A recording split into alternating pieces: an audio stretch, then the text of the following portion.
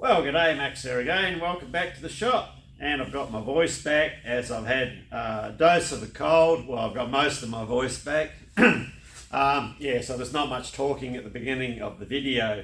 Where we're at is we need to get these vice jaws completed. So this video and the following one will all be related to that. We're just catching up on some of the machining work. And in the next video, hopefully it'll all be completed and we'll have a fit up. So let's crack on. For our vice jaw shaft that we made the other day, off camera when I was down and out with the cold, I did machine up or make up this new captive key, and which goes, it's quite a deep keyway in there, goes into there and is retained by a couple of cap screws.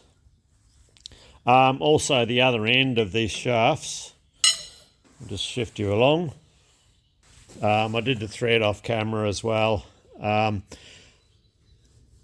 haven't turned this back to the same length as this because I'm unsure if this has had some of the thread turned off, as the thrust washers here were packed up with quite a few washers and spacers. So we're going to do a dummy assembly, which will be in the next video, and then we'll be able to work out what we're doing as far as thrust washers for this end here.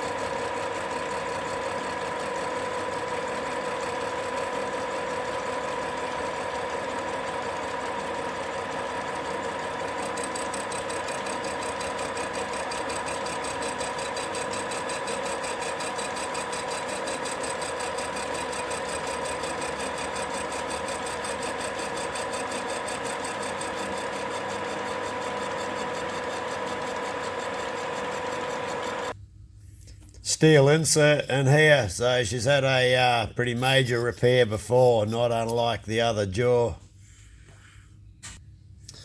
But that'll do it, so I'll get it flipped over and do the other side. That should be clamped down good enough.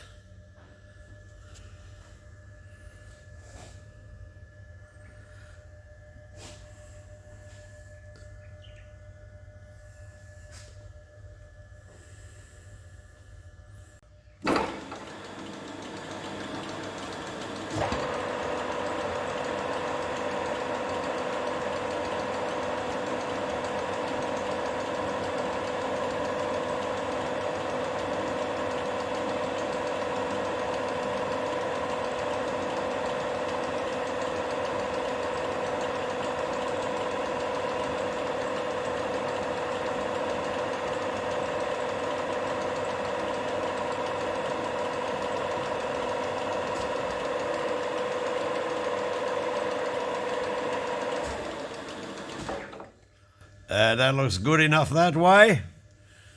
Just got to get an average. Need to check it vertically, so we're plus 0.35.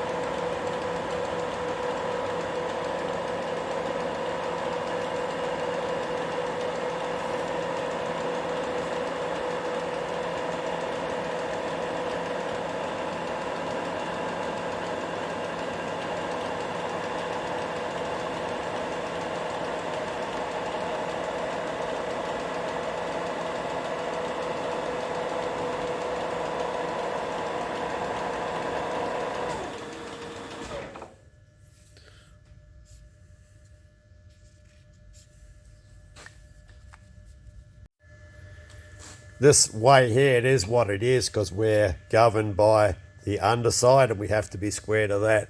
So this has had bingles in it, there's wear in it, it's been crashed and bashed. So we'll start cutting off the bottom first. So we've got a lot to come off there and less to come off there.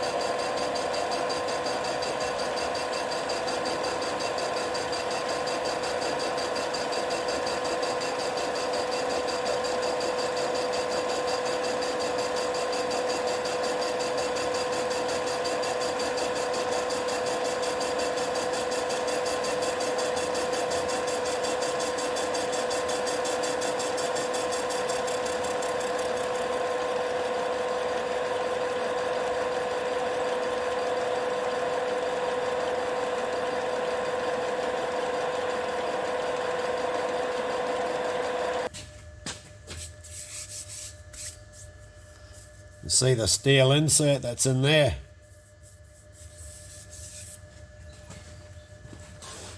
Okay, that's pretty good as it is. I think I'll just take a very light finishing cut. I'll just do it off camera. It's going to be the same thing. I wasn't expecting to get a full cleanup, so I didn't bother locking the knee on the machine, and that makes a difference. Transition lines here I can't feel here at all. I can feel one here. So locking the knee reduces that right back to nothing. So it's just different amounts of wear in the column, I think, is why I don't get it here or here, but I'm getting it there.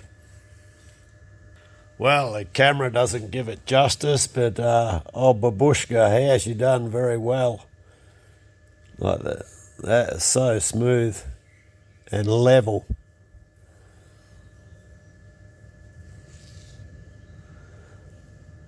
You cannot feel anything. Absolutely perfect.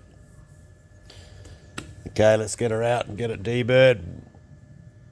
We're just going to take a light skim cut over the top here. We need this square for the next machining operations.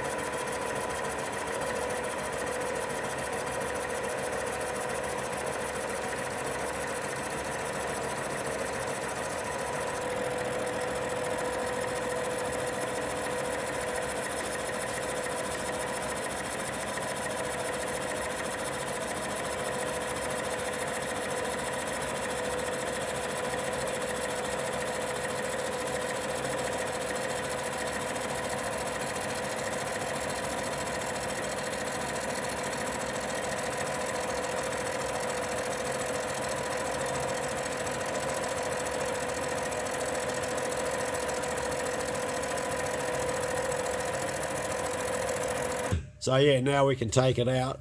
We've got a square face to work off because this hole here on either end on both jaws has to be bored and bushed. Take the play out of it. So what we need to do now is make these two bores uniform. This one's not that bad.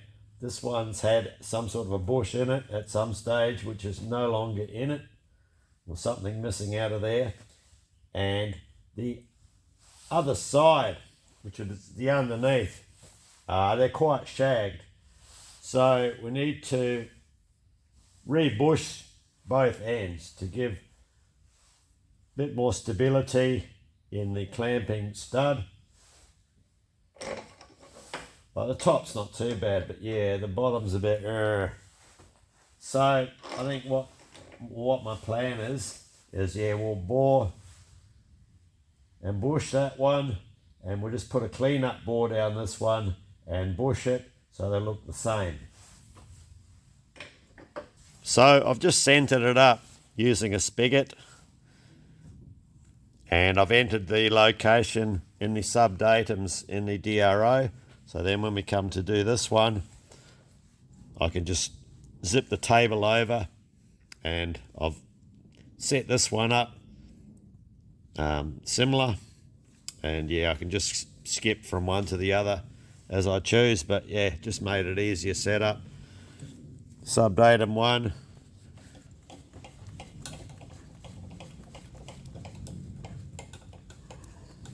come across to the other, hit subdatum 2, and I'm in location. So this will enable us, once we've rebushed these, then we can flip the part over onto a spigot which will bolt down to our T-slot on the table, and that will give us a pretty good location for boring and bushing the undersides. So that's the plan. So yeah, we'll get a boring head in. Only thing I haven't checked is my Z height for the boring head, so hopefully everything will fit. So we've bottomed out our tool on the deck of our part and set our depth stop to 18mm. So just with a vernier measurement, I'll just set this gap to 18mm. That's just an initial setting. We'll take a cut and we'll adjust it on the knee as required. So I think if we take our bore out to 30mm, that's going to give us a good wall thickness bush and doesn't compromise the wall thickness of our part in this area here. So one thing that is a bit concerning is, you see this rust stain, that's this weird stain that's popped up overnight on the part. So I'm hoping there's nothing funky going on, like another bush already in there that I can't see. Doesn't appear to be, but we'll see how we go. The other one on the other side has a bit of a bodgy bush, but we'll deal with that when we get to it. So let's get a couple of cuts running through, get our depth set, and then take this out to 30mm.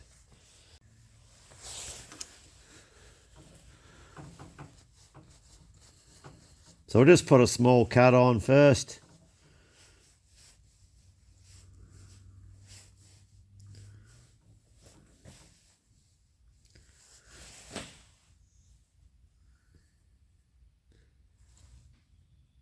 Something like that, lock it. We're going to use the auto down feed, so I'll set that on, what are we? We're on 3/1000ths of an inch per revolution. So we'll see how that goes. We've got our boring head running on 200 RPM. We'll just start with that and see how that goes. Make sure we're in gear. Check our rotation, and away we go. Rotation looks good. Engage our auto feed.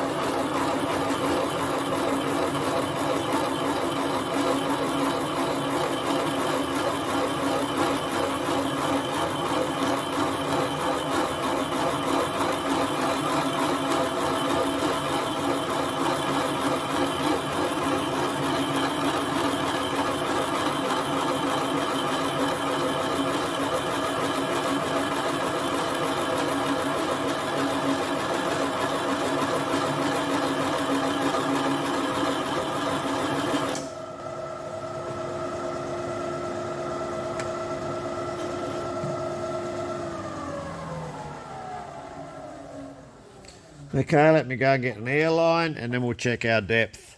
I might slow that feed down. That feed was a bit aggressive.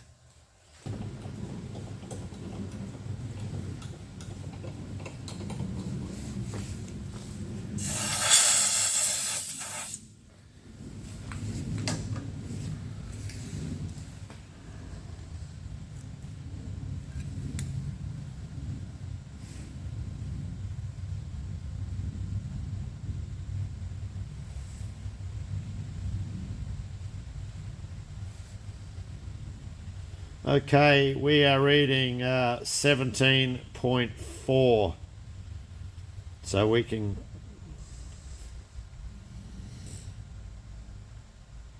We have to raise our knee up 2.6mm. Okay, I'm going to run that cut through again on the same diameter, and we'll just verify our new depth setting is where we need to be.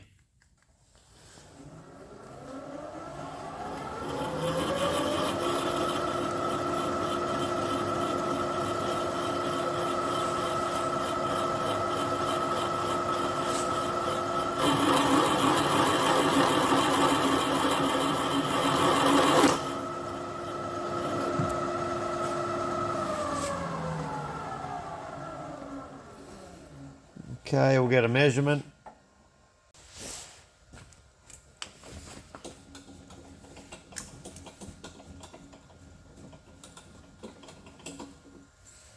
So I think, what did I say, 2.6 we had to come up. I only came up about 2 because I want to leave a bit up my sleeve for a clean up on the bottom face of the bore. Yeah, so we got 0.6 to clean up. Okay, so I'll just take half of that. Well, I'll take 0.1 of that out. Yeah, I've just raised the knee up 0.1, so I'll just re-zero our Z. Yeah, that way, re-zero it now, that way we won't lose where we are when we go to do our cleanup. Okay, so we're happy with our depth, so we can go back to our position.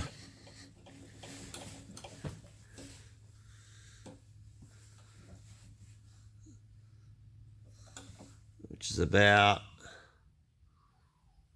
there. Okay.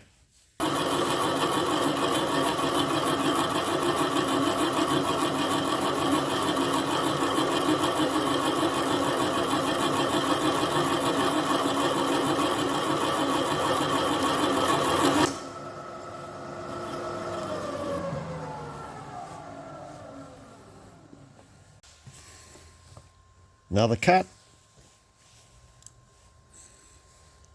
0.1, 0.2, 0.3, 0.4, 0.5.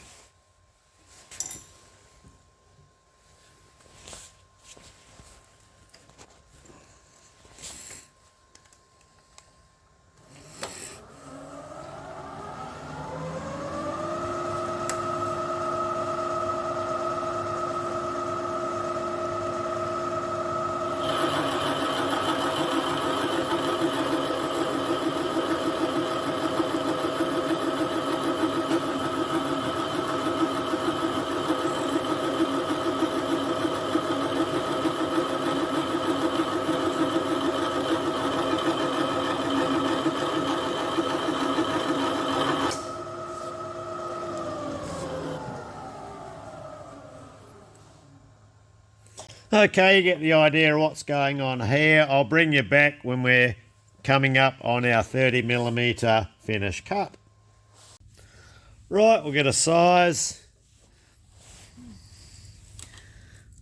It's good, my voice is slowly starting to come back now. Like, today's the first time I've been able to talk in like 4 days. So we'll go for 30mm.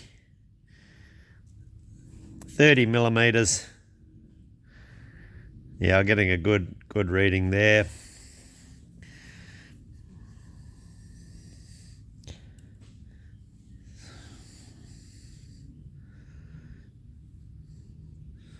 So we need to take out 0.42mm.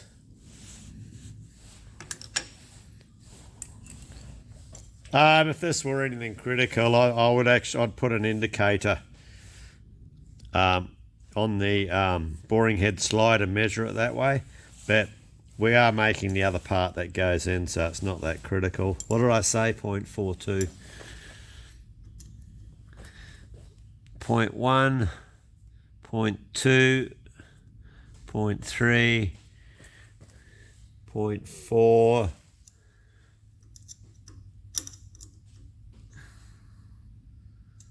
just go 0.41. Okay, run this cut through.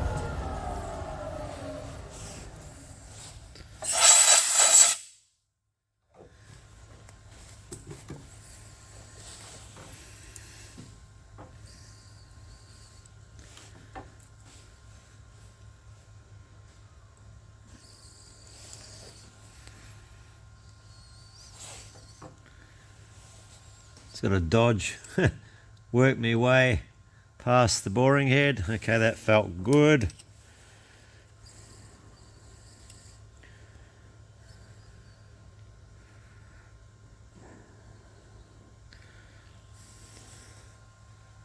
Whoops.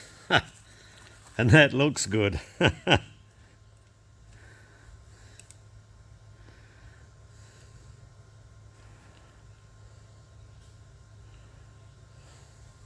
Yeah, that's right on it. Okay.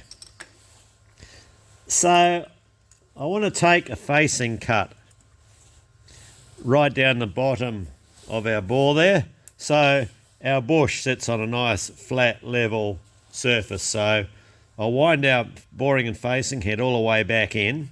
I'll come up a little bit on the knee. We'll take a facing cut just to square everything off down the bottom there. So we got some feed increments around the outside. No feed for boring as we were using it. 0.02, 0.04 and 0.06 millimeters per revolution. So we'll bring that marker, we'll just bring it round to 0.04 and see how that goes. And we have to engage our clutch. So on this ring here, this plunger pushes down into this slot. There's two of these slots, one on the opposite side. Just push him down, that engages the feed. So when this is running, you can hear it click over whatever it clicks over the mechanism inside. So if I turn this by hand, this ring, you'll see this dial move.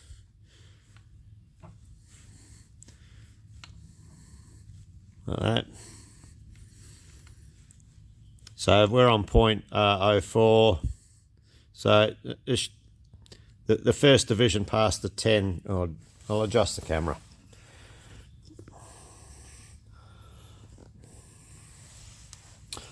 So if I turn the dial, you'll see the number 11 division there will come round and line up. I'm going the wrong way. See? So that's our 0.04 per feed per revolution. Okay, so I'll put a light cut on. So you're not going to be able to see inside the hole for this one. Maybe for the other one, which will be a bit bigger. We'll see how we go. So I'm just going to start the machine up, put on a cut. I'll just raise up our knee a little bit, start the machine, hold this ring, and it will feed across. And then I can reverse the direction of the spindle, hold the ring, it'll back feed a bit, and then I can either back feed straight across or I can just come up completely out of the cut, which I probably will do if we're looking like we've got a good cleanup.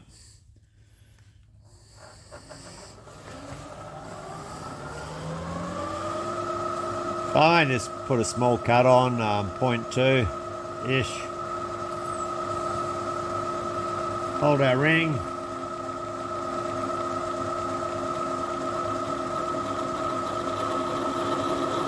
It's feeding.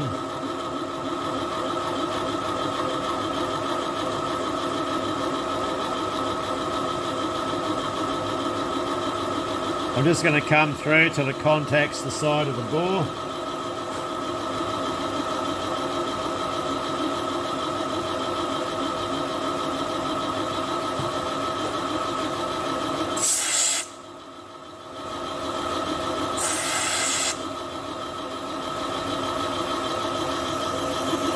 There. This is the part I don't like, reversing it with a carbide tool. I'll come back a bit. Come out the cut.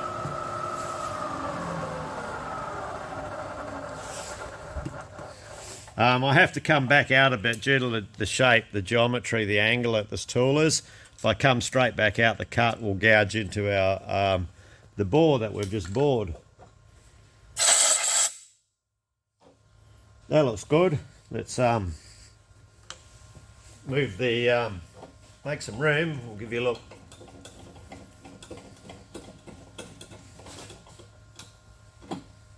So that's given us a good bore with a nice square land for the bush to come down on. And it's important that it is nice and square, that landing, because remember our stud and our nut, and we've got a lot of clamping pressure comes down on top of that bush, so it needs a really good seating area to sit on. So you can actually cut limited chamfers and angles with these heads, but I say limited because on a Bridgeport you're limited to 3 down feeds, 1.5, 3 and 6 thou per revolution. So if you combine any of those with any of the 3 feed rates on here and have them engaged together, you'll cut a chamfer. But I've never actually done it, so it's something I have to play around with one day. Never had the need, but yeah, I'm starting to get the urge to try it. Something that might be more successful in a machine like Big Olga, because then we've got a large range of feeds where we can actually just lift the knee up while our head is feeding out, and that'll give us a more range of angles. Okay, so the bore and the other one is going to be exactly the same, so I might bring you back for the end of it. Although there could be a slight more challenge with this one, because this looks to me like it's a bush already in there. It's a bit hard to tell, but it looks like it goes down to about there. You see that line down there, and I think that's possibly the end of it. So we don't really know what's underneath that, and we need a good seating bush, so I think I'll get that out. Not sure how yet, whether I bore it out or see if it'll pull out. Just give it a bit of a tickle with a slide hammer first, as a bit of a hook.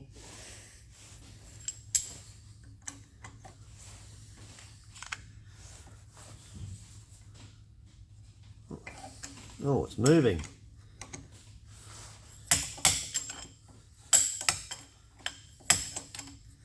Well, it's a good thing we didn't rely on this one.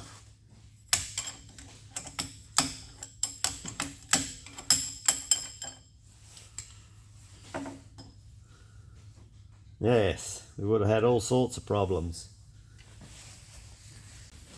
Yeah, well, that was just something that was just sat in there and was rusted in place.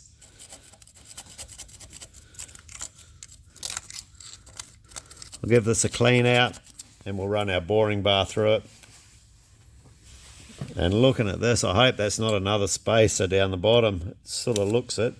I'll zoom you in. You see another land right down there. Could be packed full of spacers. I've given this a bit of a poke and a prod and it doesn't want to move, so I'll give it a poke and a prod with the boring bar and see if we can't make it move.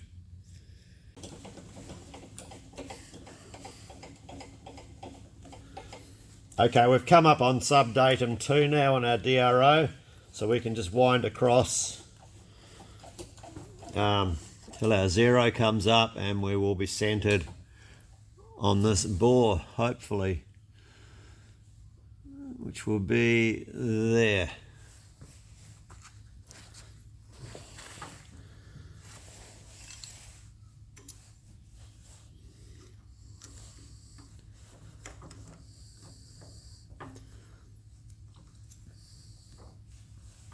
Looks pretty good.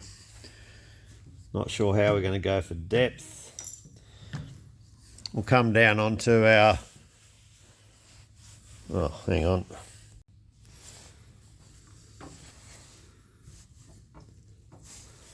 That's looking pretty good there.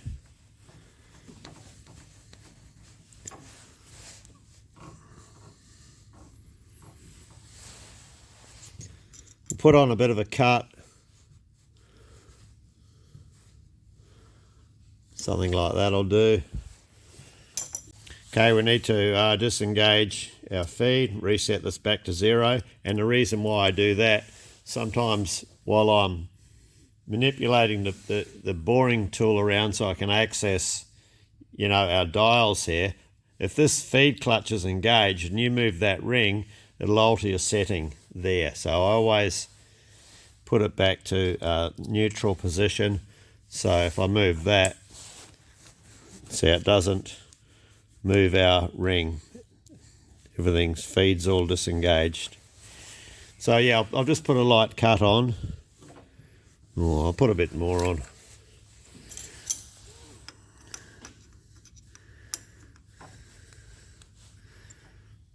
Something like that. And we'll take a cut through. Sorry for the shit camera work. I've been off for several days with the flu and it trying to get back into it. Okay, let's get this cut happening. Ish. We'll go fucking backwards, that's no good. Okay.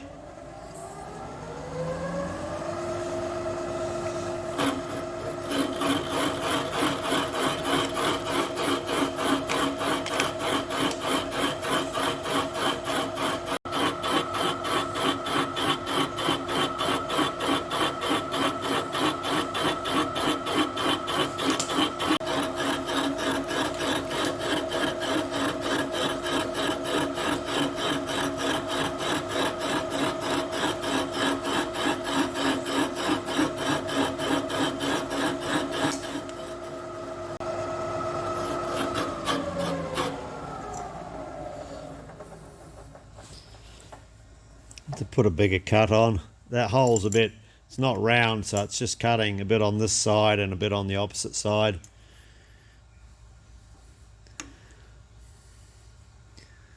Go something like that. Okay.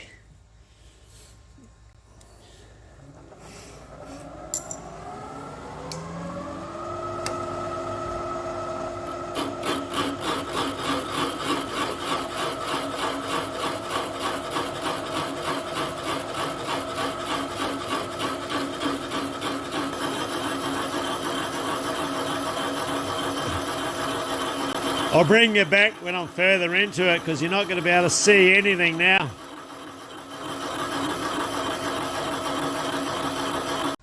Definitely a steel, thick steel washer down the bottom of that bore there. So I'm just going to bore it out.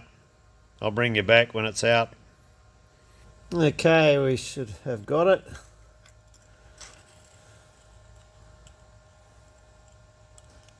And that's the remnants of it there.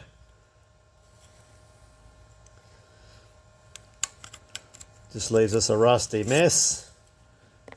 Okay, so I'll bore this one out so we get a full cleanup on the bore and on the land down there at the bottom. And the remnants. You still see the chip from the last cut where the thing finally dislodged. Okay. Right, so I'll just run our cut through. Just a bit. I don't know how much we're taking off. It's not a great deal. Then we'll get a size.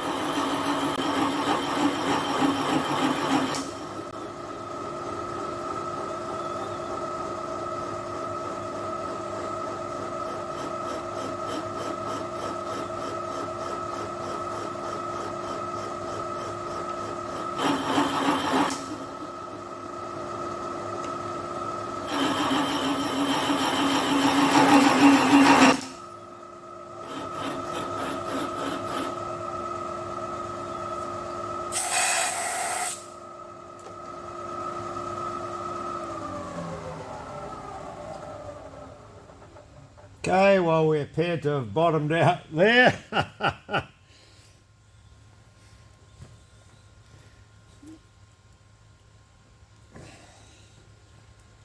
get a diameter. This one's a bit small.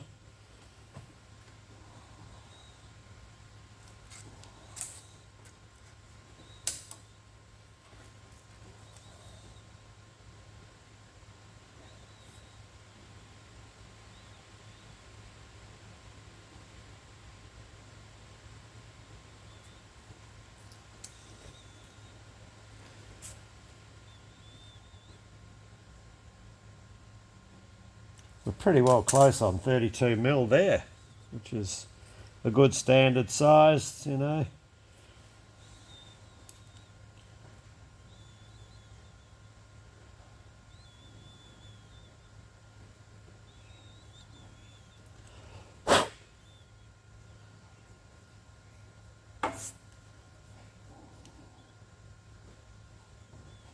Let me measure that again, because I think we've jagged 32 right on the knocker.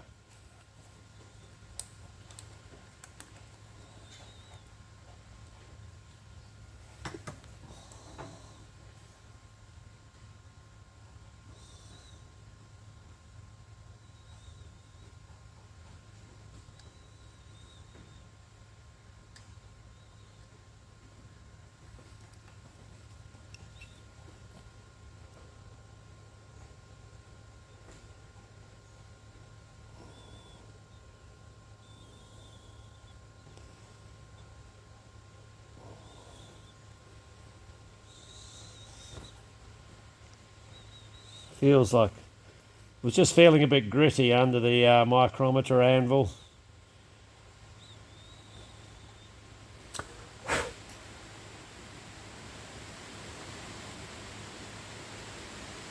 Definitely got a good reading, at least up the top. The further end.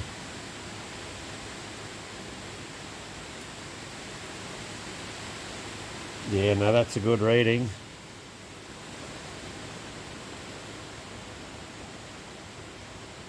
Well, I'll be, you know. We didn't even try for that. 32 right on it. Okay, so what we'll do now is we'll take a facing cut to square up the bottom of the hole. Same as what we did on that one, and yeah, I'll just do it because you won't be able to see. Just got to run the tool all the way back.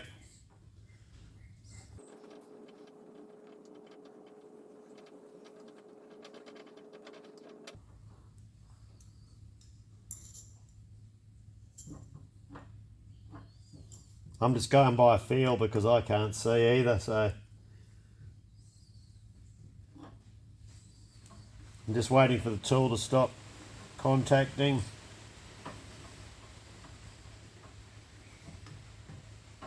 Okay, so I'll just come up just a fraction, 0.1 millimeters. Now the bottom of the hole will be slightly angled due to the clearance angle on the end of the tool, so we'll roll with that. Reset our feed. Run the same feed, 0.4,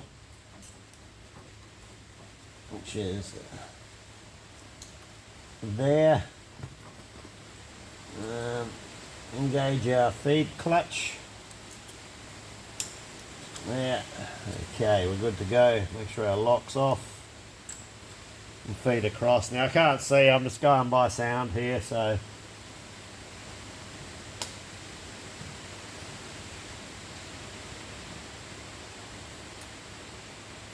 we're on our stop here, so I don't know, we'll just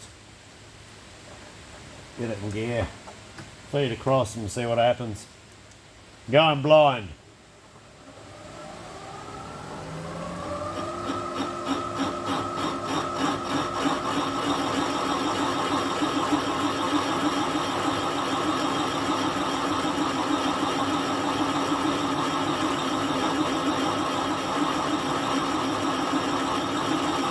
Just waiting for that sound to change.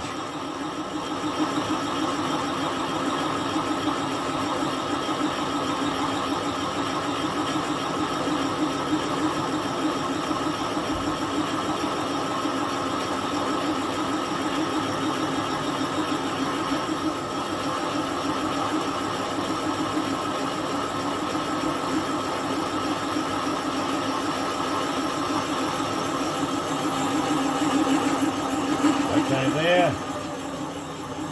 Sounds like we're hitting the side of our bore. Okay, reverse the machine, come back.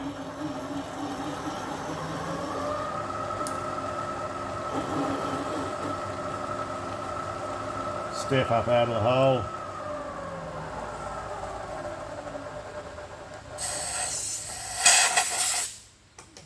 That's it, we got it in one cut. Beautiful. That's what we want, is a good solid base there for our bush to sit onto. And also knowing that we're not sitting down on top of some other dodgy bush. So I'll make the bushes up for these now. They'll both have the same internal diameter, probably 20.5 millimeter, 20.4. And then we can flip them over. I'll make up our spigot, our locating spigot for when we turn them over, and then we can deal with the challenge on the other side. And yeah, she will be a bit more of a challenge than this. This was easy. Well, we better pull this one up here. During editing, I'm looking down and thinking, we've got a 2-hour long video here and it's not going to go down too well. So, okay, we'll cut it off here, and the remaining part of the video you'll see directly. So, anyway, cheers, thanks for watching, and yeah, we'll hopefully see you in the next installment, where we hopefully get to the end of the rebuild of the jaws, and then we can move on to the gory details of the upper reciprocating part. Alright, cheers. Just doing a bit of a clean up in this area, getting rid of all my junk out of here. This area we call the snake pit, because there's snakes here every year and it's coming up to snake season. So I just picked up one of these lengths of pipe. It's about 4-inch nominal bore pipe, and out slid this little bugger here. Let's see if we can zoom in. I don't want to get too close to him. Big fat lizard. These are great to have around these things, but unfortunately they move very slow, and yeah,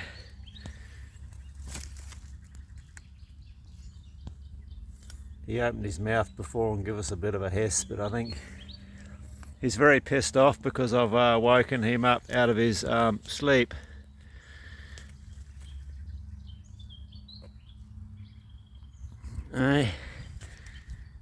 So I'll let him be, and I'll go, oops, shaky cam.